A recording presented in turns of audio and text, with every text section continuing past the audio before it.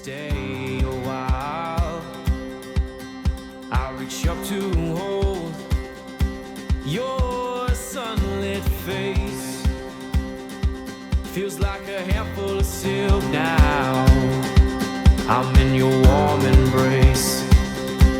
Oh, I hope this feeling lasts till the oceans turn to glass and the world around us turns and fades to black. Together we'll hold back the sun in this moment, forever young. Against the stream of time we'll run, baby. We'll hold back the sun. This feeling moves me every single day. I'm captured by your charm, enchanted Kalau by untuk your ways. wedding Fana foto sama videonya ini ya sekitar 2 tahun yang lalu sih. Jadi awalnya itu cuma iseng aja sih, bukan sih dalam artian iseng, karena kalau dibilang hobi itu dari SD itu udah hobi. Jadi dari kecil tuh udah mulai hobi. Terus kita udah mulai hobi, cuma ada sedikit kendala karena dulu udah dapat trauma. Karena dulu dapat jatuhin kamera itu ya biasa anak kecil dimarah orang tua, itu agak trauma. Sampai akhirnya SMP, SMA baru berani megang kamera lagi. Itu pun untuk tugas sekolah aja. Jadi waktu itu ada dapat tugas sekolah untuk ngerjain bikin video. Sekali itu udah mulai, itu vakum lagi sampai akhirnya masuk kuliah semester 6-an. Nah awalnya sama cewek saya, mana pacar saya itu ada dapat tugas kampus lagi. Jadi dia mulainya itu minta tolong buat di videoin traveling, karena dia bagian pariwisata, aku bagian untuk di video di multimedia. Dapat di sana, suruh nyoba, akhirnya keluar lagi kameranya. Dari situ baru mulai kerasa kayak dapat feel lagi nih sama kameranya. Ya udah, mulai dari situ ikut hunting, nyoba ikut sama teman, belajar ngobrol-ngobrol sama fotografer lainnya. Itu jalan sampai 6 bulanan sih. Jadi waktu itu cuma ngupload doang. Jadi cuma ngupload di Instagram. Ya cuma upload beberapa foto.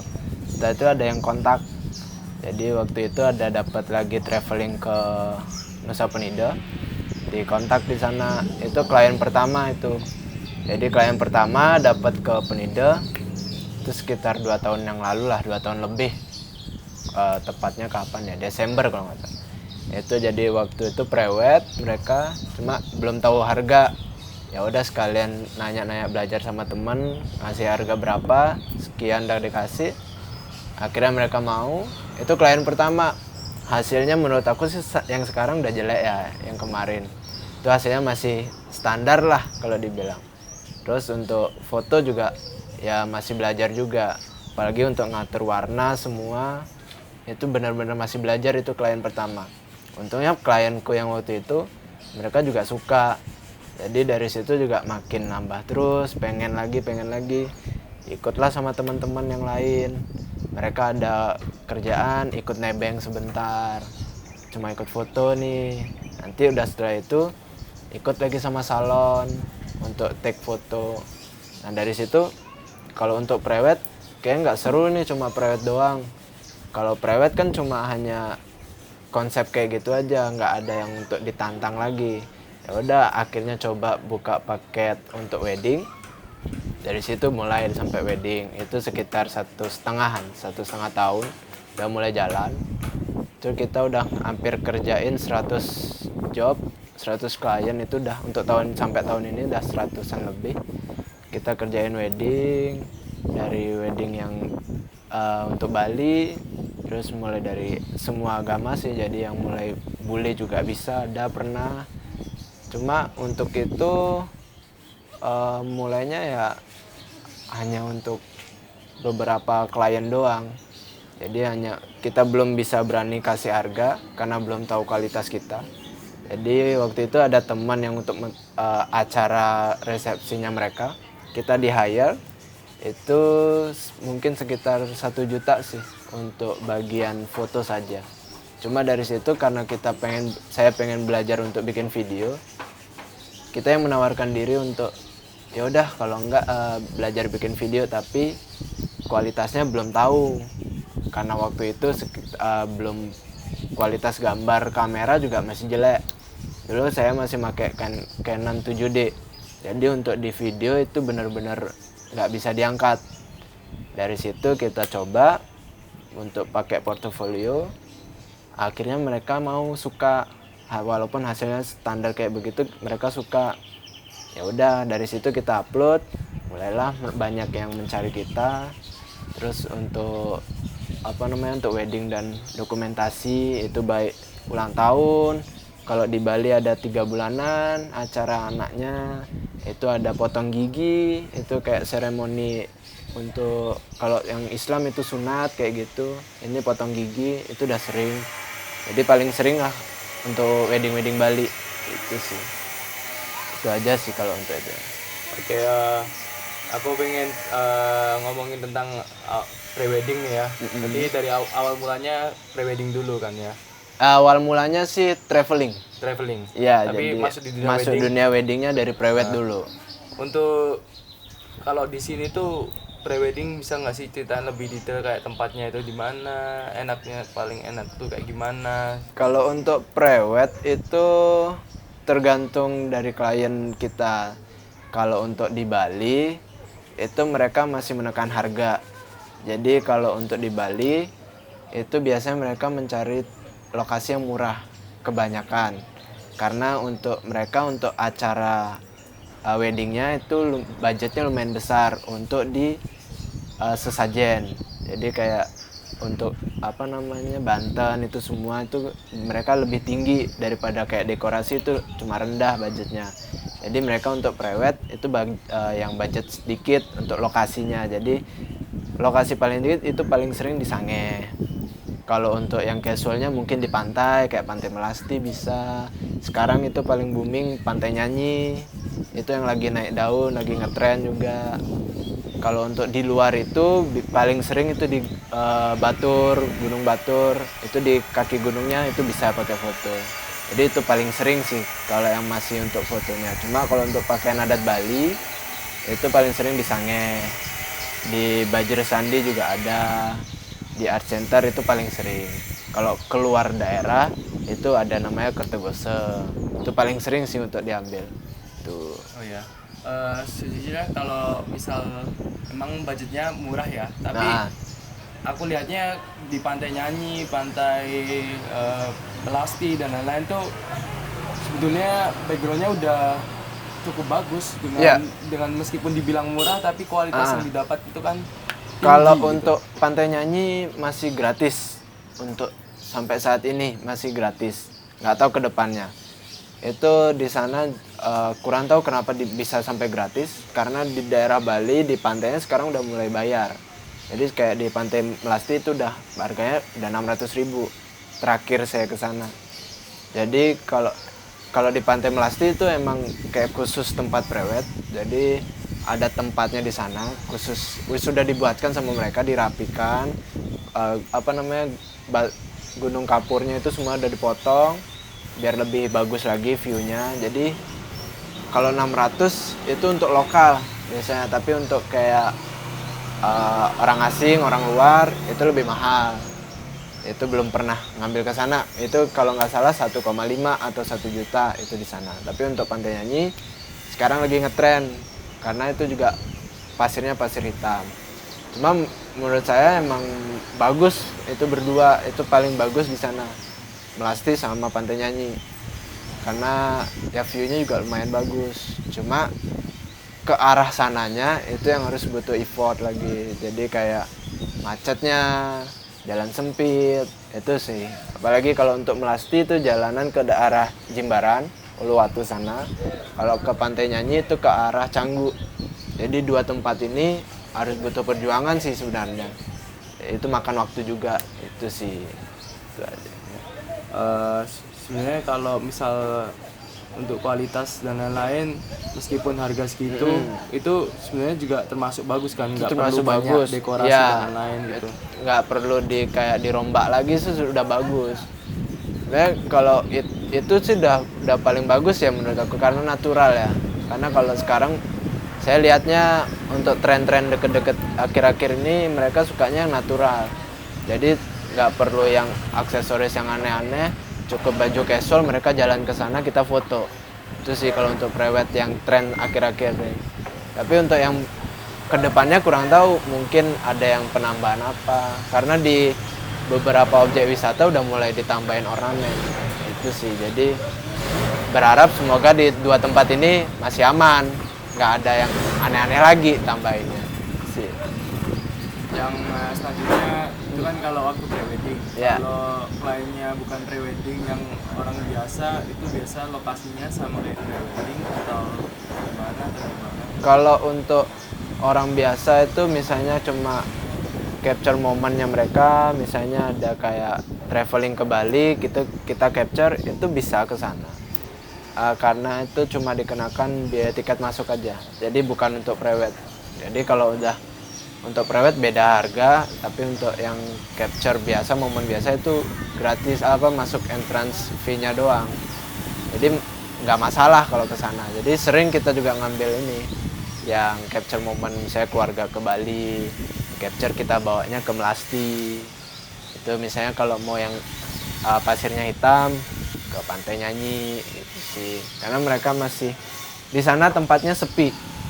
Kalau dibilang sepi, kalau dibilang rame, lumayan rame. Tapi untuk foto tidak mengganggu sama sekali. Jadi masih nyaman untuk take foto di sana. Itu sih. Kalau selain untuk foto selain di pantai kayak di Sange gitu, di gunung atau di mana gitu, apa ada kayak detailnya kayak gimana nih? Aku pengen denger itunya. Detail gimana maksudnya nih? Kayak suasananya gimana, itu enak apa enggak, backgroundnya bagus enggak, orangnya moodnya bagus enggak di sana gitu. Kalau yang bagian pantai itu biasanya ada ini ya kayak penjaganya mungkin. Kayak misalnya penjaganya itu juga ramah. Terus di Sange juga itu di sana udah kayak ada marketnya itu jadi lebih ramah juga. Terus untuk misalnya kalau kita bawa tamu ke traveling ke air terjun, itu kita baru turun itu kan sudah ada bukan penyambutan, kayak warga sekitar itu sudah di sana, itu mereka juga ramah. Jadi enak aja kalau misalnya turun walaupun jauh, turun ke bawah ke air terjunnya, kita balik juga seneng karena happy aja di bawah gitu. Karena juga disambut sama mereka yang ramah gitu. Itu aja sih. Jadi kalau di Bali menurut aku semuanya juga ramah ya. Mau di mana aja juga ramah gitu. Jadi enak lah kalau ke Bali gitu. Jadi biasa kalau aku ya kalau mau foto kan juga ingin mood mereka bagus sehingga capture momennya pas gitu kan. Nah, ada nggak sih dari sisi alamnya Bali itu yang ngebantu mereka biar moodnya lebih happy gitu? Kalau yang sering aku bawa itu mereka baru mungkin ya dari perjalanan mereka udah bad mood ya, udah bete karena sekarang Bali udah mulai traffic ya. Jadi mungkin udah mulai macet di perjalanan. Itu tapi nyampe waktu di lokasi view di objeknya itu mereka udah wow, udah senang aja nyampe sana. Walaupun dari tadi yang sebelumnya macet itu udah nyampe sana tuh udah ya sudah, mereka senang aja, have fun di sana. Sampai terakhir kalau kemarin di mana Pantai Melasti saya bawa tamu keluarga. Jadi mereka udah kayak panas-panasan dulu di jalan. Tapi sampai sana mereka walaupun jam 3-4 sore itu mereka masih diem di sana. Kalau kita mau ke rute berikutnya, mereka nggak mau.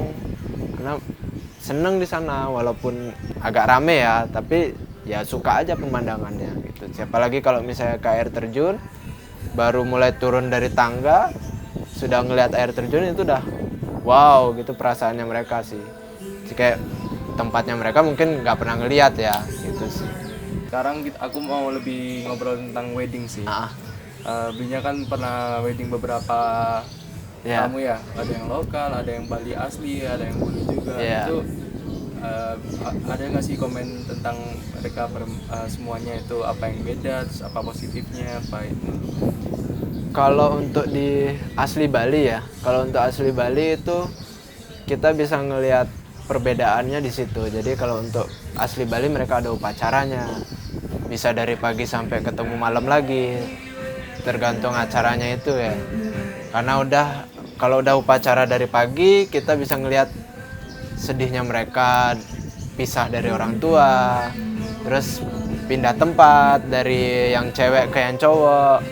Terus untuk Bali itu menurut aku kenapa sering ngambil untuk wedding Bali, karena bisa ngerasain gimana sih masuk ke acaranya mereka. Kita juga harus mulai ngobrol ke mereka, karena setiap adat di Bali beda kalau misalnya sama bule. Kalau sama bule itu dia paling enak sih, karena kita udah ada rundownnya, sudah sesuai rundownnya, acaranya sudah begini, ya udah kita jalan lurus. Kecuali nanti misalnya ada sedikit kendala, itu bisa ditanggulangi sebentar. Apalagi kalau misalnya lokal yang bukan orang Indonesia tapi ngambilnya di Bali, itu hampir sama kayak bule. Jadi masih ada rundownnya, masih bisa disesuaikan. Tapi kalau untuk Bali asli, itu kayak harus benar-benar stay di sana, pikiran juga harus di sana, karena kita momen itu nggak bisa dilewatin. Bisa aja tiba-tiba dia habis upacara ini dia pindah ke upacara yang lainnya. Itu tempatnya dekat tapi harus cepet-cepetan itu untuk ngambil capture momennya. Jadi menurut aku sih kalau Bali lebih kompleks ya. Jadi kayak misalnya, jadi kalau untuk di Bali itu kayak lebih padat acaranya, bisa sampai siang sampai malam. Kalau untuk yang selain Bali itu ya paling cuma acara sebentar. Kalau misalnya Kristen ada pemberkatan, kalau Islam ada ijab kabul, setelah itu cuma langsung resepsi. Kalau di Bali dia masih harus pengesahan dinasnya, daerah, jadi lebih kompleks saja. Lebih seru sih kalau untuk di Bali, itu sih. Ada nggak perbedaan aura pernikahan gitu, Bali, bule? Kalau tadi belinya sebut lebih dari orang tuanya pergi itu. Iya, kalau di Bali itu dia lebih, jadi kalau ada kayak minta, jadi kalau untuk Bali istilahnya ngidih. Jadi ngidih itu minta yang cewek. Jadi di situ kita mulai ngerasain auranya mereka sedih, ditinggal anak satu-satunya, mungkin ada yang cuma satu, atau yang dia anak paling besar udah ditinggal pergi gitu misalnya. Jadi biasanya kadang kalau udah waktu acara ngidih atau minta itu kita harus benar-benar capture harus momen si cewek perpisahan sama keluarga. Itu biasanya ada yang nangis, ada yang sama keluarganya juga nangis semua. Itu kita benar-benar dapat auranya di sana semua. Tuh, nanti setelah itu kalau ada acara namanya natap itu kayak upacara peresmian di Bali. Jadi dia ada peresmian, nah itu kita sembahyang, kayak sembahyang natap itu peresmian ke atas, ke leluhurnya mereka. Itu juga ngerasain auranya mereka sembahyang. Terus dari pemuka agamanya juga ngasih kayak kata-katanya mereka, biar misalnya keluarga ini lebih langgeng atau apa, itu dapat di sana auranya. Kalau yang di luar Bali itu kan cuma misalnya kayak pemberkatan, selesai sudah, karena itu aja sih bedanya. Lebih dapat auranya di yang Bali sih, gitu sih. Oke. Kan Bi udah mulai videografi wedding 1,2 tahunan ya. Iya. 2 tahunan. Ada nggak sih kayak bukan satu sih, alasan kenapa sih wedding di Bali itu banyak gitu loh? Banyak orang yang mau wedding di Bali itu sebagai impian weddingnya itu kenapa sih gitu, sebagai dari sisi videografer? Kalau menurut saya sih yang paling utama itu view-nya ya.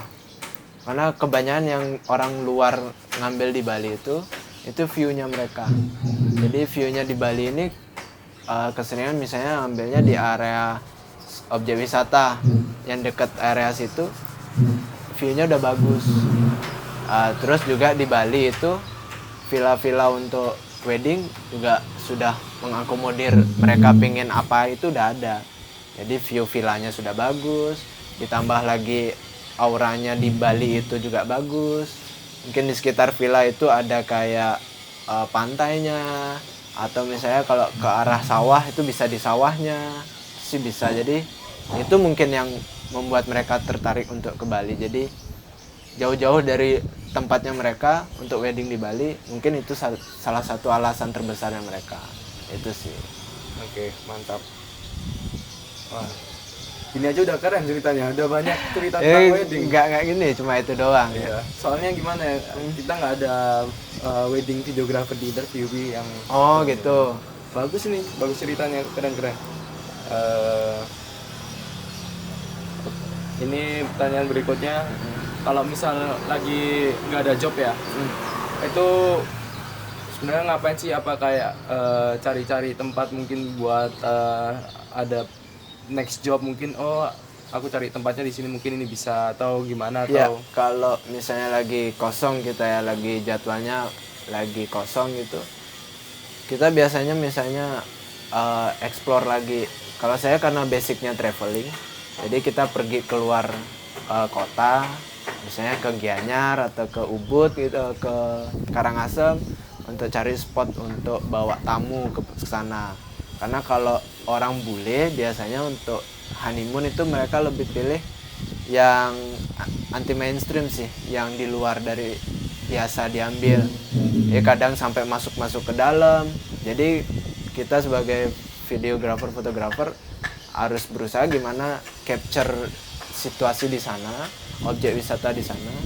Jadi biar bisa kita jual lagi untuk bawa tamu ke sana gitu. Atau pengen prewed ke sana, gimana nih kita ngelihat spotnya bagus apa enggak, ada biayanya apa enggak di sana, kendalanya apa di sana, kita harus cek dulu lokasinya. Misalnya juga kalau kita belum pernah ke lokasi ini, kita lihat dari referensi kita ada lokasinya bagus di sini, kita coba di sana. Sekalian bawa teman gitu sambil belajar hunting foto, sekalian capture sambil belajar. Jadi di sana kita sambil belajar juga. Gitu. bagus, sekalian cari tempat-tempatnya Iya, bagus ya. sambil nyari tempat juga. Wah, hujan ya. Aku bawa jas hujan santai. Oke, next question. Sukanya aja deh. Suka banyak, duka juga Dukanya ada mungkin banyak. juga ada ya. Boleh lah suka dukanya sebagai inilah videographer di Bali yang juga ngajak orang jalan, kasih tempat bagus tuh sebenarnya apa sih yang tujuan utama tuh yang bikin tetap bertahan di dunia ini? Kalau untuk foto itu kita seneng karena mengcapture ya. Jadi kayak mereka misalnya kalau orang luar traveling sama kita, minta kita capture mereka untuk satu keluarga misalnya, kita gimana bangun moodnya mereka di satu objek wisata ini, di objek wisata lain gimana tetap moodnya sama atau bisa bahkan lebih ceria lagi. Karena kalau untuk capture momen itu menurut saya momen itu penting, karena momen itu nggak bakal bisa diulang, walaupun sedetik aja itu nggak bisa diulang lagi.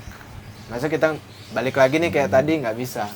Tapi kalau itu yang bikin saya wah kayak seru nih di fotografer, karena di fotografer cuma untuk capture momen aja, itu nggak bisa menceritakan selanjutnya, kita ambillah videografer.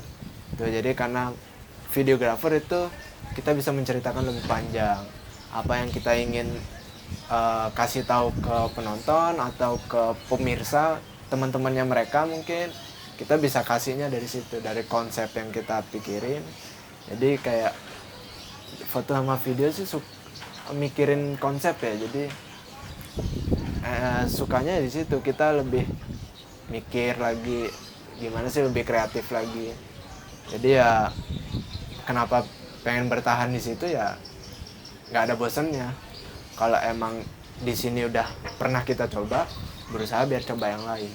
Karena kalau nggak kayak gitu, bakal mati sih kelindas yang lain. Itu sih, namanya bisnis juga. Jadi bakal ada yang lain yang masuk, kita gimana caranya biar punya daya tarik sendiri, biar mereka, klien juga suka sama kita, itu gimana caranya. entah dari treatmentnya kita ke klien atau misalnya dari tempat yang kita pilih itu bagus apa enggak gitu. Apa sih harapan kedepannya untuk dari sisi videografi dan wedding di Bali ini, biar bisa harapannya begitu apa sih? Untuk apa? Foto sama videonya Yang dan weddingnya di Bali ini. dan di Bali. Ya harapannya ya biar ini aja sih, teman-teman yang lainnya juga saling menghargai aja sih. Jadi kita juga saling lebih respect lagi. Misalnya kalau udah ada kayak klien, ya sudah itu kliennya mereka, itu bukan rezekinya kita berarti. Jadi nggak usah ikut nimbrung yang lain juga. Terus yang berikutnya, yang paling penting sih sekarang kan lagi low season ya, lagi ada kasus virusnya itu, jadi harapannya biar bisa lebih ada wisatawan lagi ke Bali. Biar kalau misalnya wisatawannya banyak udah ke Bali, itu kemungkinan weddingnya lebih besar lagi untuk dapat kliennya gitu. Ya harapannya kalau sekarang sih udah mulai kreatif semua ya, jadi itu juga biar bisa memancing kita untuk kreatif lebih bagus lagi ke depannya, karena yang tempat lain sudah mulai bagus-bagus lagi. Kita juga harapannya biar untuk pribadi biar bisa lebih kreatif lagi, itu sih. Itu aja.